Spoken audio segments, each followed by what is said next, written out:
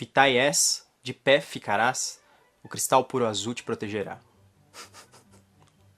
E aí, cambada, eu sou o Gustavo Domingues, também conhecido como Rei Grifo, e hoje estou aqui para falar do Mundo de Quatuorian, volume 1, Cheiro de Tempestade, da Cristina Pezel.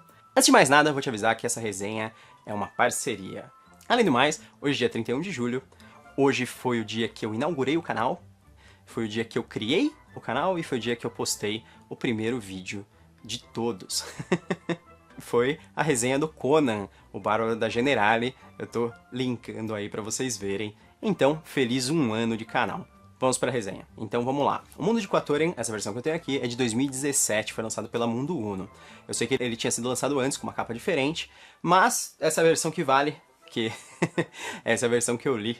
E essa é a versão que eu tenho aqui. O Mundo de Quatuorian, ele conta a primeira metade de uma história que será contada em 2 volumes, na verdade, inclusive o segundo volume tá para sair agora na Bienal. Volume 2, ele se chama O Retorno do Imperador. Spoiler! No título. E ele encerra a história do Mundo de Quatuorian. Vamos falar do volume 1, na verdade, né? Muito bem, sobre o que é esse livro? O Mundo de Quatuorian, ele é um universo secundário, um universo de fantasia totalmente novo, diferente da Terra, não é aqui a história, digamos assim. Nesse universo, no passado ocorreram muitas coisas, mas a principal, a mais impactante aqui para a história é o banimento das armas. No passado, tipo, a violência, ela foi considerada uma coisa assim execrável e que só pode ser utilizada totalmente em autodefesa. Mas mesmo assim, todas as armas foram banidas. E a principal fonte de defesa da maior parte das pessoas continua sendo uns dons que aparecem eventualmente em algumas pessoas, como o Mocho, que é um dom de essencialmente telecinésia, e o Loomis, que é um dom de criar luz, mas que com certa intensidade ele pode queimar as coisas. Não sei muito bem se ele se torna chamas ou se é uma espécie de um laser. Esses dons acabam sendo a forma das pessoas se defenderem, de lutarem quando criaturas das trevas terríveis aparecem. Essa é uma parte bastante interessante do mundo, na verdade, né? Nesse universo, nós acompanhamos 3 personagens principais, que são 3 jovens, que seguem aquela tríade geral, que é o Teriva, que é o personagem principal de fato, quem nos interessa principalmente, o Vinich, que é o melhor amigo do Teriva, e a Julenis, que é o interesse romântico do Teriva, e de certa forma do Vinich também, o que acaba criando meio que um triângulo amoroso. Outro personagem principal, que eu incluo, na verdade, é o Vorten, que o Vorten ele é o vilão, e nós acompanhamos diversos capítulos dele pondo seus planos em ação, na verdade. Ele acaba sendo um personagem bastante interessante, que ele é bem compelidor, porque é ele que empurra a história pra frente no final das contas, né? O primeiro volume do Mundo de Quatuorian, que é o Cheiro de Tempestade, ele vai contar principalmente uma história de aprendizado da Julenis, do Vinich e do Teriva. A história deles desenvolvendo seus dons, todos eles começam bem crianças mesmo, depois eles aprendendo aos poucos, e depois se juntando, e aí depois quando um deles escolhe ser um guardião, que no caso é o Teriva, porque a gente sabe que ele é o personagem principal, é ele que vai ser o guardião, que são pessoas que vivem num local especial, e tem uma missão toda especial, na verdade, existem pouquíssimos deles. Quando o Teriva decide ser um guardião, a gente também acompanha toda a viagem dele pra lá, e depois ele aprendendo a respeito do que é ser um guardião, quem são os guardiões anteriores, etc. Enquanto tá ocorrendo essa história dos jovens, a gente vê a história do Vorten, que é o vilão, pondo em ação os seus planos, na verdade. Do Vorten não dá pra eu falar muita coisa sobre ele, senão eu vou começar a dar um spoiler sobre a história, na verdade, porque é ele quem acaba movendo toda ela e criando os plot twists que ocorrem, principalmente no fim da história. Muito bem, eu falei basicamente sobre o que é o livro. Agora, eu vou explorar mais ou menos as partes que eu não gosto muito do livro, e depois eu vou falar das partes que eu gosto. Eu acho mais legal assim.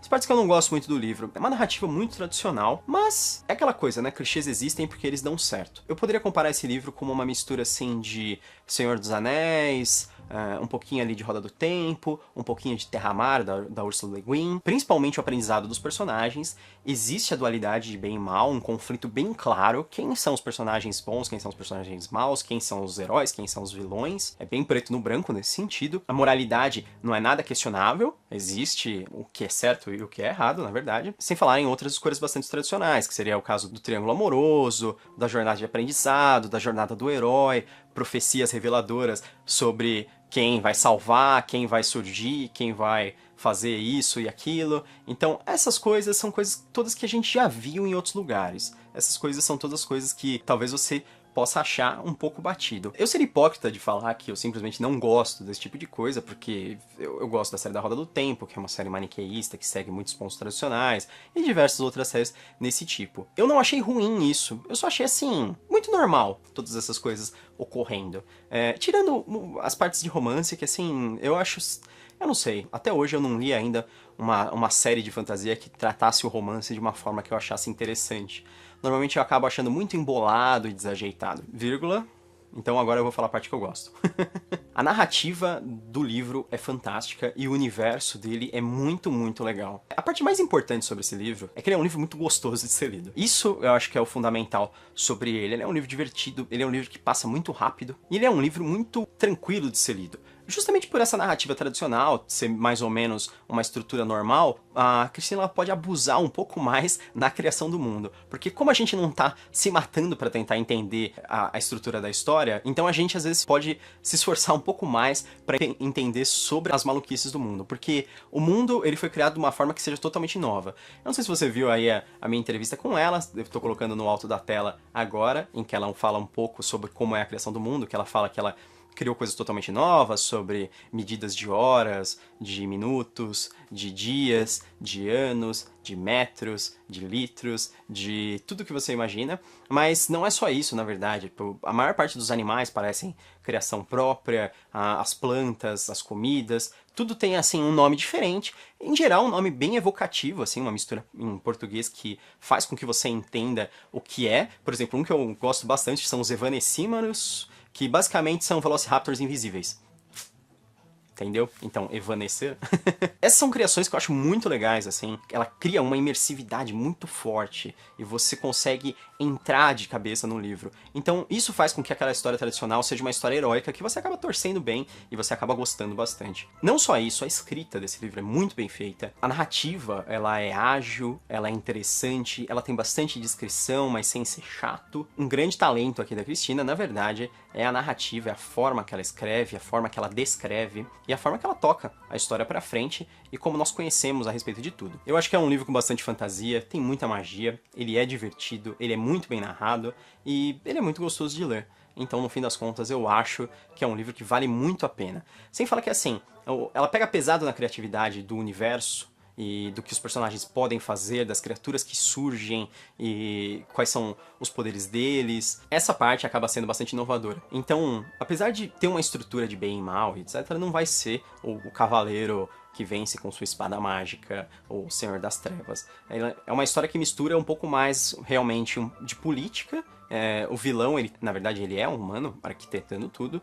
E, ao mesmo tempo, tem muita magia e batalhas montadas em animais. Que é uma forma de batalha ritual sem ter armas.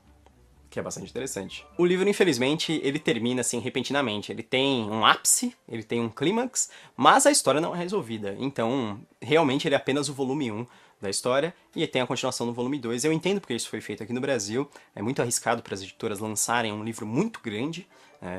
Para a Mundo Uno lançar um livro de mais de 600 páginas, que seria o caso para o livro ser inteiro, seria um custo grande, um risco muito grande. Foi escolhido lançar em 2 livros, esse foi lançado aí no final do ano passado, mais ou menos, e agora, na Bienal, tá vindo o segundo, que é O Retorno do Imperador. Para quem quiser encontrar a Cristina, pegar o livro e ainda poder pegar um autógrafo, ela vai estar na Bienal de São Paulo, aqui nos dias 11 e 12 de agosto.